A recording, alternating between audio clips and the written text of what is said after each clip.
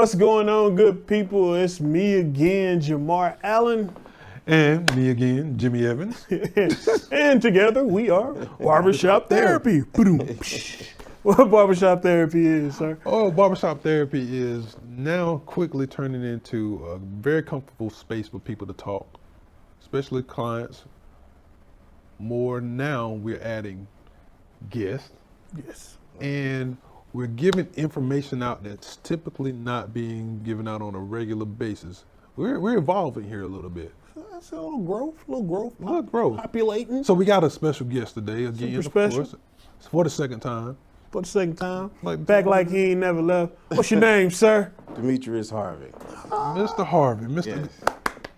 Thank you. We hadn't done that clap in In a minute. while. I just realized we hadn't clapped in a while. Mr. Harvey, we appreciate you being here. Yes, Thank sir. you for having So me. we're gonna jump all the way in this Okay. thing because it's been a while since we've talked to people about insurance and the benefits of it. Last time we were here, we spoke on insurance ratings and we had terms like what were we talking Reserves about? and Reserves and Surplus. surplus and Yeah. went all the way over my head. Yeah. But you're gonna bring it right back down Yeah. and give us some of these terms and how it's relevant to today.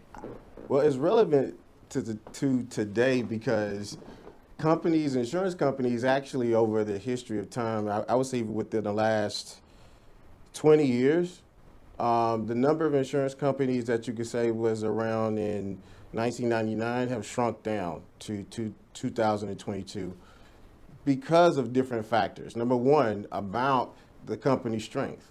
Okay. You know, how much reserve, how much surplus do they have from the deposits they were taking, from the applicants, life insurance, investments, what they were taking, right? So when you say reserves, look in that camera right there and tell people what reserves are.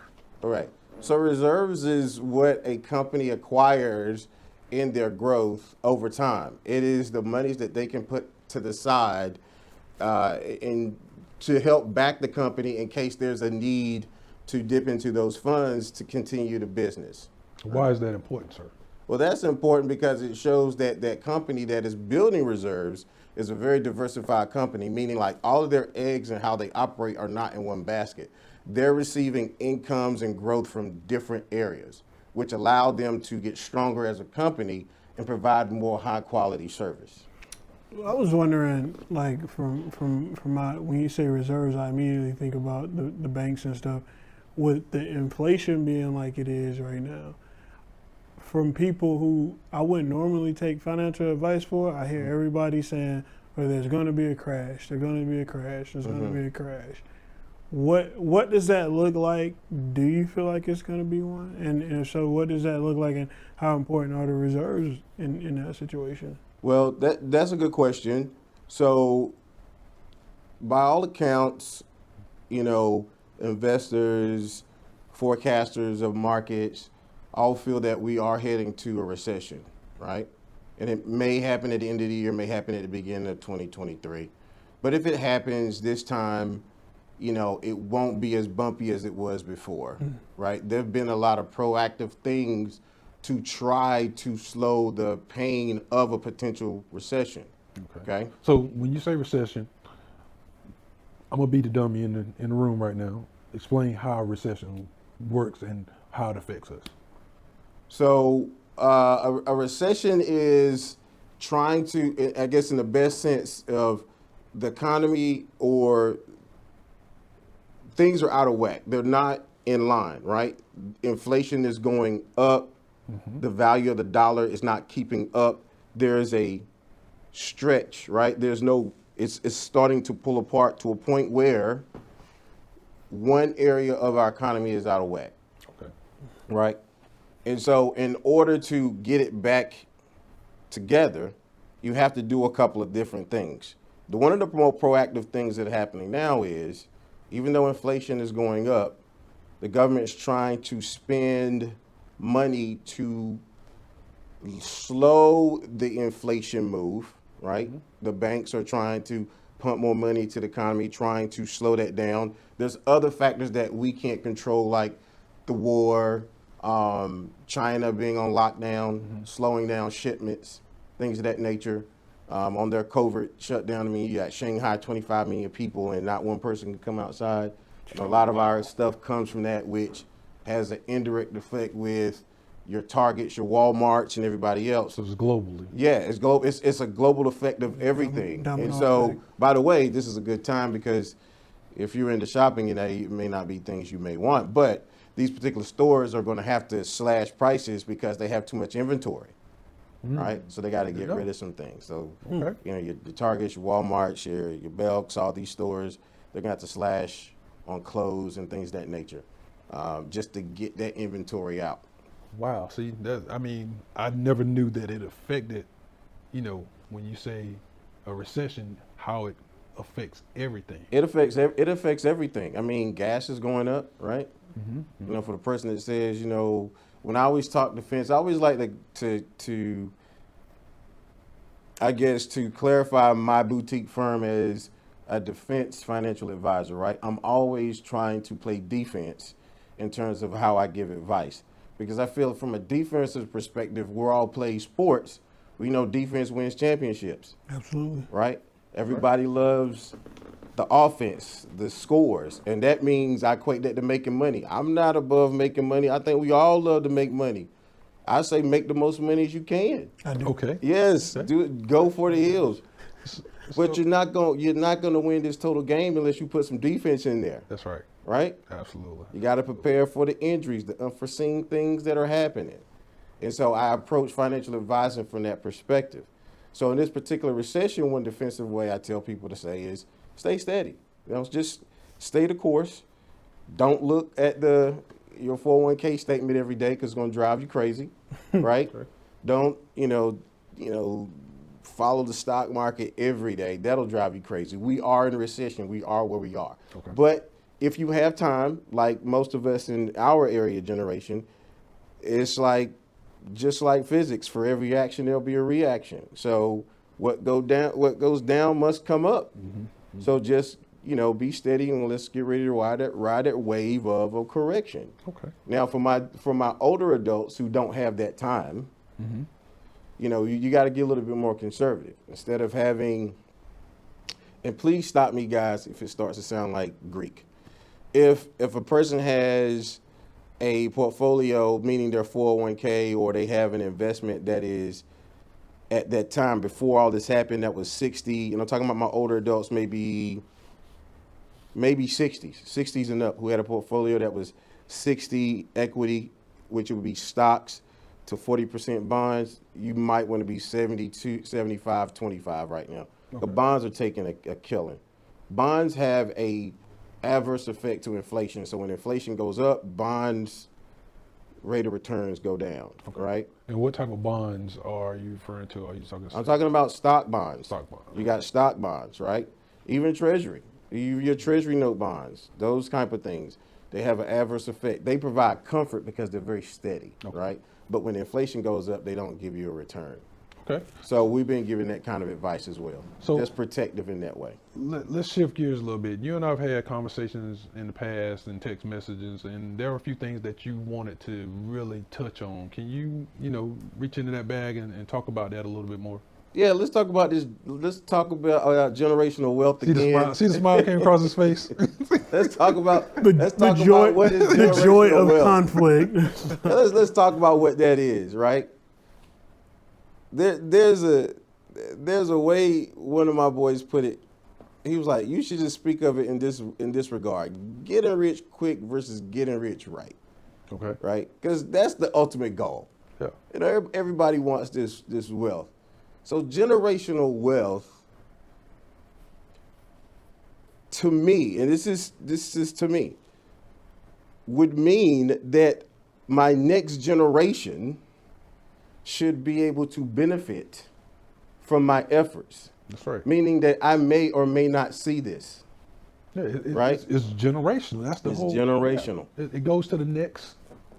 It's unfortunate that term is being used so much now, that is used to push product and not really build a concept of what generational wealth is supposed to do, right? I see people buy a certain product where they've been promised to have this return like in this amount of time. And I'm thinking, but that return that you're speaking of is a quick return and it's not going to be generational. That's not generational wealth. So Quick flip. it's a Yes, flip. it's like a quick flip. If you're going to do true generational wealth, right, there's some things that you have to put in place that not only while you build and climb, you should also put some things to protect you from not being able to produce that generational wealth. Right? There's a backside to that, right? Because you have income and assets. Okay. That's what you have. Whether you don't have little or you may have some, but you have income, right? And it's going up this little steady hill to get to a point of maintaining a lifestyle that we may want. We may be there now. We may want to maintain it or we want to get better. So are you referring to this incline for the next generation, or are you enjoying this incline as you're riding? You are trying to enjoy the incline as much as possible, knowing, and let's just be honest, I'm speaking to majority of Americans. I'm not speaking to those who may have been able to take that concept and add some more passive income and get those particular things. Well, hey, I'm speaking to you too. I'm sorry. Let me take that back. Okay. I'm speaking to you too. Let's speak to because it. there's a defense part that you need to put in place too. There's things that could get in your way that could stop you from being able to make that happen. What right? type of things could be put in place? Your health. Okay. That's one thing. That's amazing. Your income. If you can't work right now, where are you going to replace that? Oh, I'm in trouble. Have you even had the conversation with your advisor about what if that happens to me? What do I do? What if I get this illness, this unforeseen illness that gets into me and I did not see it coming? You're my advisor. What do I do? Yeah, so That's another conversation. I'll have a transparent moment with you. Yeah. Out of nowhere, I had some health issues come up. I didn't have anything in place for my family. I didn't. So there's been a period over the last 4 months or so where I've had to do manual labor to an extent. Well, what I consider manual labor is anything that you got to put your hands on. Yeah, Like, absolutely. So there's times where I've had to work through that because prior to meeting you, like we said in the first time you were here, I wouldn't normally have a conversation with you because culturally, where my environment, there's not a lot of focus on this. So I'm hoping that the people from my generation and my culture and my neighborhood listen to this because I went through it. I've been sick for a while, but this was the first time that it literally crippled me, and I couldn't do anything. Yeah. Now, because of my surroundings and the people around me, I didn't even have a crutch. Yeah. Like I didn't have anybody around because they were all everybody trying to recover from COVID. Yes. So let's say that, okay, I'm better now, like physically I'm better now, but I'm anticipating a dip in 6 months. What can I do roughly making, I don't know, I'll throw a number out, $50,000 a year. I don't understand stocks. Right. I don't understand bond. I don't understand any of this. What's a simplistic thing I could do to secure my family from an average American point of view? Okay. So most times what happens in those situations when a person is suffering from those type of things, the first place they'll check is their employer. If their employer provides any type of benefit. What if you're suffering? Right. I'm going to get to you. Okay. Short-term, long-term disability, things of that nature. Unfortunately, a lot of companies are not carrying a lot of these benefits anymore, right? They're supplemental in terms of, or voluntary, if they allow them to even provide that. That's one stopgap, right? At least you get, if that was happening to you, you're a W-2, you may be able to do that, right? And what I'm going to say is going to take some sacrifice, right? It really is, which is the whole generational wealth concept in terms of how hard it really is to get this to happen. There are there are things out there that can be income replacements, just policies themselves, based on the type of labor that you do. Right? There's income disability product out there that can supplement in case certain things happen to you, whether it's partially, catastrophically, that can replace your income, particularly business owners like you know what I mean, who don't have access to that portfolio or smorgasbord of potential options that a employer may carry. Yeah, the large Right. corporate Right. covering. Right. And then on the back end of that, right, that will cover you. That could cover you whether you're doing the job that you currently do or you're doing something else that has nothing to do with your job. And you're speaking about insurance policies. Well, Or- it's not necessarily insurance. Well, it's insurance in this way of insuring your money. Right, But right. what I'm talking about is like a income disability product, right? Right. Right. It will cover your income in the case of issues that you may speak to, like an unforeseen short term moment that at least you could get 60, maybe between 60 and 7% of your income replaced of what you were already normally making. Right. Something's coming in. Gotcha. And that's important. And that can stick with you. That is something that a person can look into and apply for. And on the back end of that, another defensive method that our community needs to really hone in on more so than they are now is long-term care. Yeah. Because long-term care is part of it's part of your retirement planning. People look at it as just a product to take care of me if I go in a nursing home and all these other things. Oh, it's more than that. So kind of explain when you talk of long term. I'm 50 years old, 51, and Something was in my throat. Sinuses. I'm 51, Uh-huh. and so I see my parents going through this now in their 70s, and so we didn't prepare for them. Right. And we've talked about this. Yes. And how do you? One, I have health issues. I have lower back problems. I've had a hip replacement. I'm falling apart. But Oh, the teeth. I want to make sure that my kids don't overexert themselves taking care of me. Correct.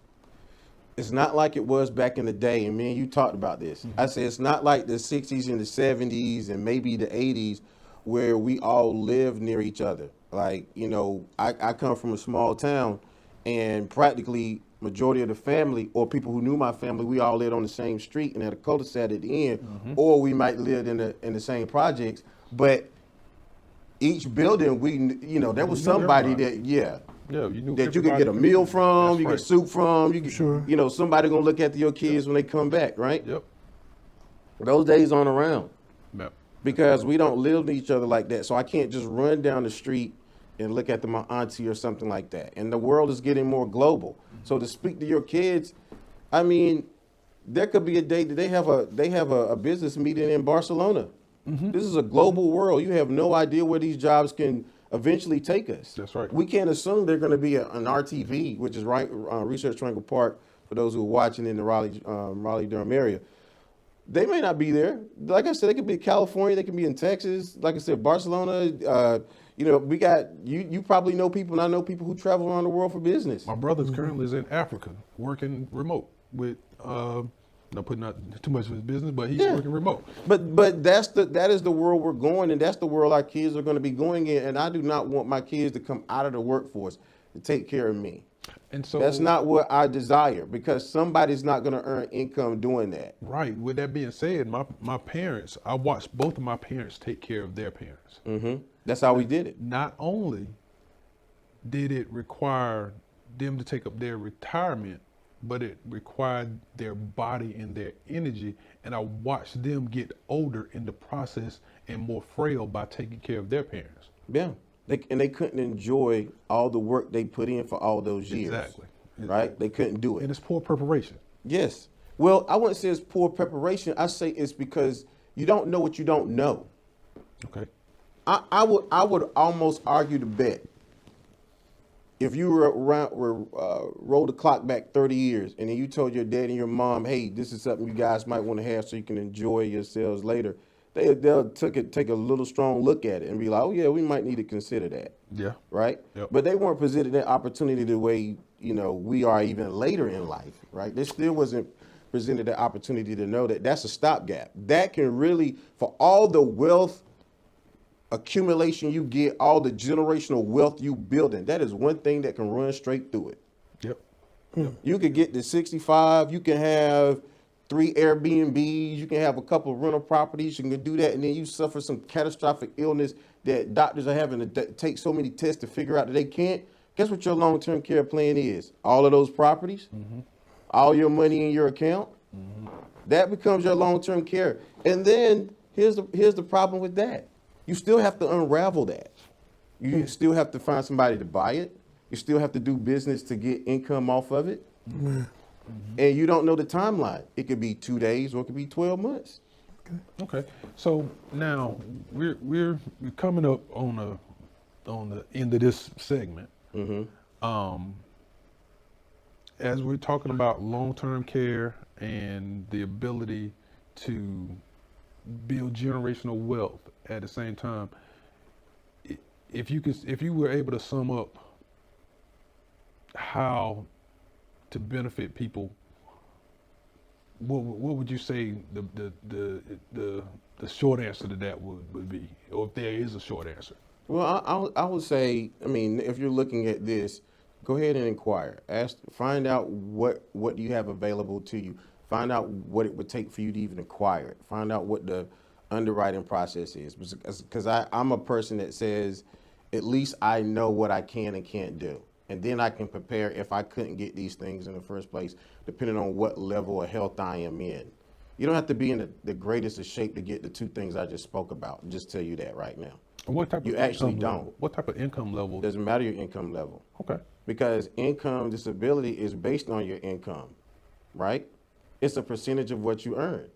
So whether you make 30, 50, 70, 90, don't matter. The percentage of what you're going to get is based off of that. So income disability, what you just mentioned now, give us a little bit more on that, because like I said, there are certain terms that people are going to hear, they're not going to know what it means and why it's prevalent or why it's pertinent to this conversation. Well, it's pertinent to the conversation because just like my man here said, if you suffer an unforeseen injury or illness that took you out of work and you did not have any other way to supplement your income, right? And that income that you produce on a monthly basis to help support the household helps to maintain whatever that lifestyle is at that moment. And when it gets snatched out unexpectedly, it's not like you have that sitting over there to back you, right? You don't. Reserves. Yeah, you don't have your reserves. You don't have your reserves. I do encourage, and I know it's hard, and that's why I said the generational wealth conversation is a tough one. It's not easy. It's not one product. It's a lot of sacrifice you have to do. And once you digest the fact that this is going to be some sacrifice, and I'm going to have to give up certain things, and I'm going to have to live a certain way, then you can get comfortable getting on that track. Okay. Because I'm talking about putting money away for the next time it happens. Say, listen, I need to save a little bit of money away in case I'm out of work for 2 months. Financial strategies. Right. Yeah. So now, everybody says 6. 6 is great and it's beautiful, but everybody can't get 6 like that. But I at least want you to try to do a month. That's right. And then we build off of that. Do 2 weeks. I don't care. But start somewhere. Bite that elephant one bite at a time.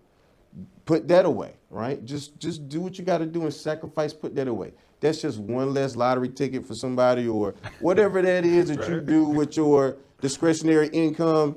You need to go ahead and prepare for the unforeseen because these things do happen. Okay. So Jamar, do you think you have anything else you want to add or that you can think of that just general average people are, having questions about this insurance industry? Not at this moment, but I do want to chime in and say that Eric Blaze said something that changed my life, and I thought about it when you started talking, when he said the difference between ignorance and foolishness. We're all ignorant to something, some things we don't know, right. But the foolish part is when you either have the knowledge or access to the knowledge and you don't utilize it. So I want to wrap this up by encouraging everybody to reach out to him. He's going to give you his information in a minute. Finish this conversation, get some information, invest in yourself, invest in your family, because there are going to be a ton of blind shots with what's coming up in the next year. We don't know what it's going to look like. But at the end of the day, be prepared. Mr. Jimmy Evans has created a great platform for us to ask questions and get informed on. And we got a guy that's going to tell y'all exactly how to reach him, where to reach him at, and all that good stuff, so you can get some information, because me and him are going to talk in 2 weeks. All right. All right, over here. Okay. So Demetrius Harvey, you can find me at 4140 Park Lake Avenue, Suite 450, Raleigh, North Carolina, 27612. My direct number, well, my office number is 919-785-7132. Again, 919-785-7132. My boutique firm is called Harvey and Associates Financial Group, LLC. And I do have a team of people that are ready to help us. You got a team. All right. You got a team. I know he got a team. Me is just me. He got a team. I'm trying to get like him. But we teaming up right here for this. That's right. Y'all part of the team. And so we want to thank you again for coming on. Thank you. Definitely appreciate you. Appreciate it. We're definitely gonna have a part 3. Jamar, as usual, thank you for your assistance and showing me the game. I do it. We podcasting here. We doing it. So thank you very much. This has been another edition of Barbershop Therapy, where we cut through the problems, baby. I'm Jimmy Evans. And I'm Jamar Allen. Thank you. Next time.